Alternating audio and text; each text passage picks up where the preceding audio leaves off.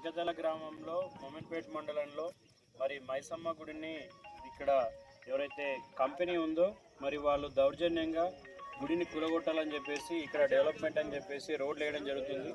గుడి మెట్లను ఒకసారి చూడాలి, అక్కడ చూపి, అక్కడ గుడి మెట్లు అక్కడ కింద ఆల్రెడీ సగము కట్ చేయడం జరిగింది.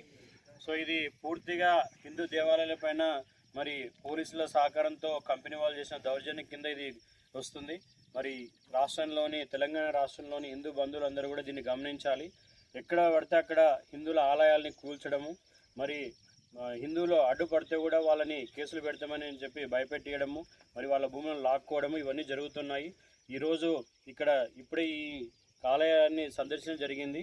మరి దాదాపు 300 సంవత్సరాల నుంచి ఇక్కడ ఈ అడవిలో అమ్మవారు మరి ఏ పంట పండినా కూడా ఫస్ట్ అమ్మవారికి నైవేద్యం ఇచ్చినాకనే మరి ఇంటికి తీసుకుపోతున్నారు రైతులు.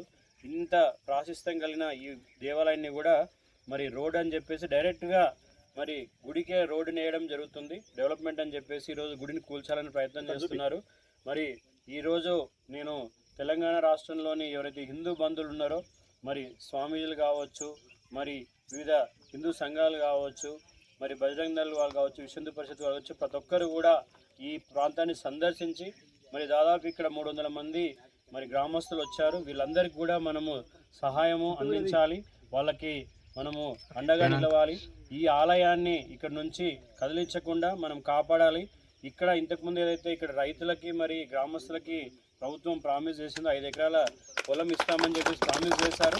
మరి ఇంతవరకు అలాంటి పేపర్ కానీ లేకపోతే పట్టా కానీ ఇంతవరకు ఇవ్వలేదు. మరి ఉన్న గుడిని కూడా రాత్రి జేసీబీలు పెట్టి కూల్చాలని చెప్పేసి ఇక్కడ పోలీసులు ప్రయత్నం చేస్తున్నారు. మొమెంట్ సిఐ ఎస్ఐ 2 రోజులు టైం ఇచ్చి మరి గ్రామస్తుల్ని నిర్ణయించుకోమని చెప్పేసి ఆయన వార్నింగ్ ఇవ్వడం కూడా మరి ఇది హేయమైన చర్య. ఖచ్చితంగా పోలీసు వాళ్ళకి నేను చెప్తుంది ఏంటంటే మీరు ఎలాంటి బలప్రయోగం చేసినా కూడా దాని పరిణామాలు చాలా తీవ్రంగా ఉంటాయని చెప్పేసి మేము తెలియజేస్తున్నాము.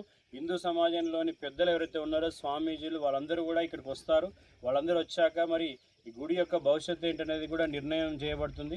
అంతవరకు పోలీసులు కానీ మరి వాళ్ళకి సంబంధించిన ఎలాంటి వ్యక్తులు కానీ కంపెనీ వ్యక్తులు కానీ ఇక్కడ రావద్దని చెప్పేసి మేము హెచ్చరిస్తున్నాం.